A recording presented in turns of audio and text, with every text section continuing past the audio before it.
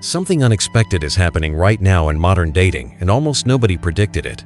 While countless women upload videos asking, "Where have all the good men gone?" millions of men are quietly enjoying peaceful, independent lives.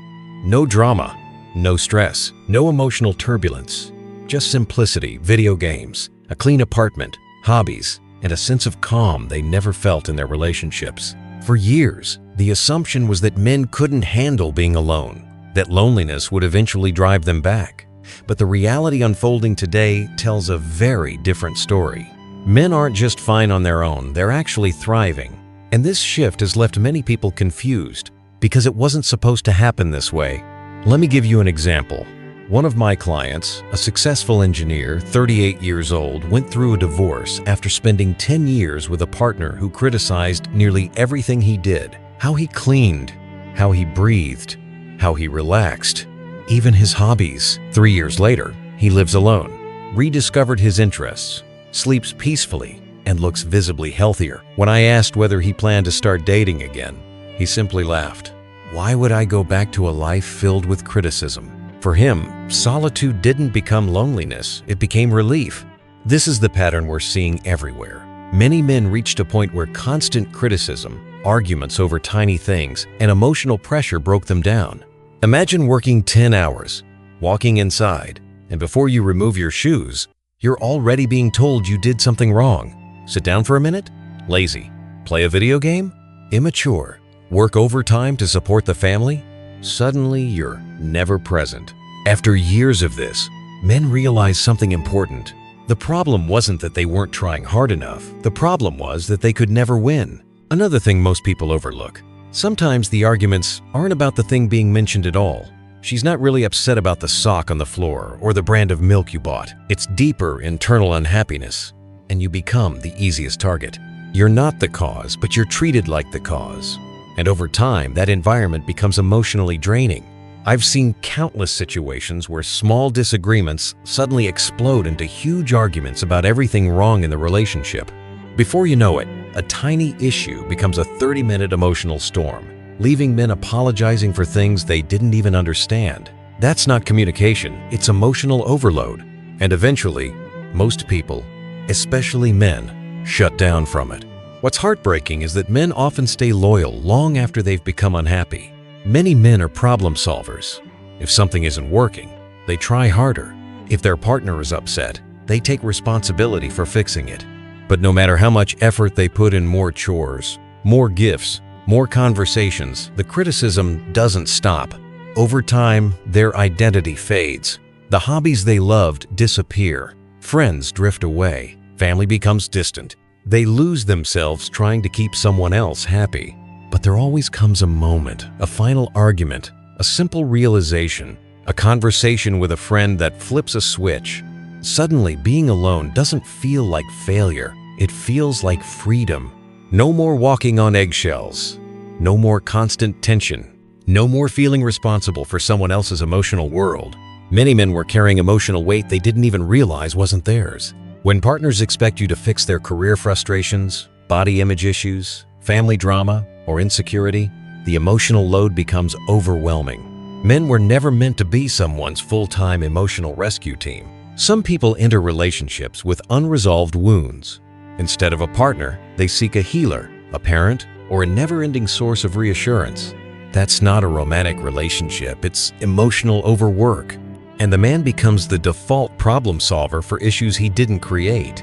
Another factor men struggle with is perfection expectation. Everything must look like social media. Perfect house, perfect relationship, perfect lifestyle.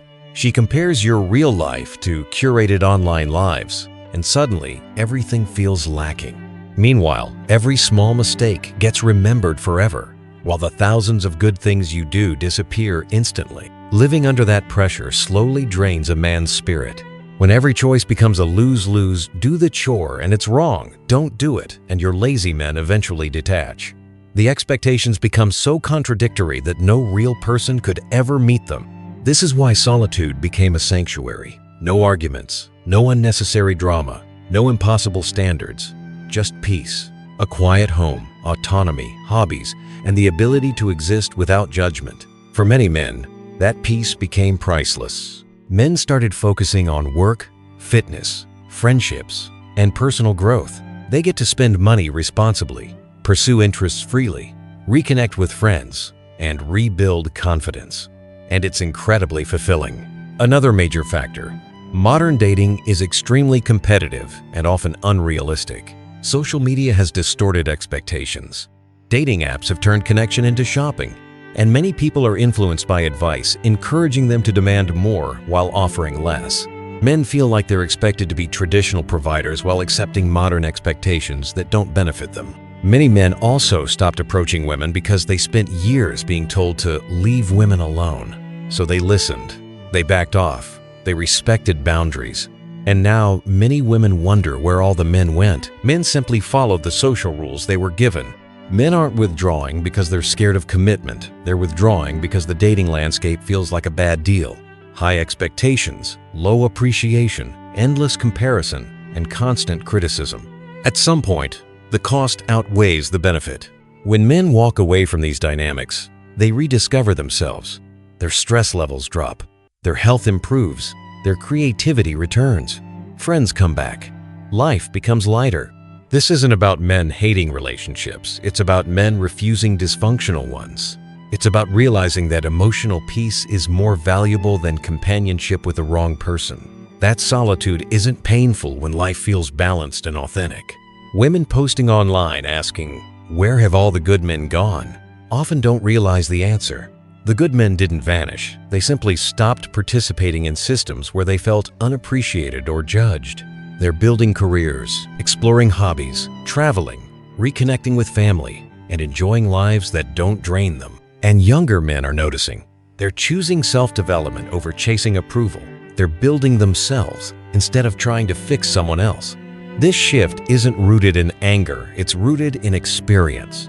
Men tried giving everything, and it still wasn't enough. So they're choosing a path where their happiness doesn't depend on someone else's mood or expectations. Still, some women understand this shift and adjust. They bring respect, appreciation, emotional maturity, and genuine partnership. These women have no trouble building relationships because they create harmony, not pressure. But many haven't caught on yet, and they find themselves confused, feeling like something went wrong. The truth is simple. A healthy relationship should add peace, not take it away. Men are learning that their well-being matters, that their energy is valuable, and that their life improves when they choose environments that support them rather than drain them. Solitude isn't a failure. It's often the first step toward rebuilding yourself. So now I want to hear from you. Are you happier alone than you were in your last relationship? What changed for you? Share your thoughts below, because more men need to know that choosing peace is not weakness, it's wisdom.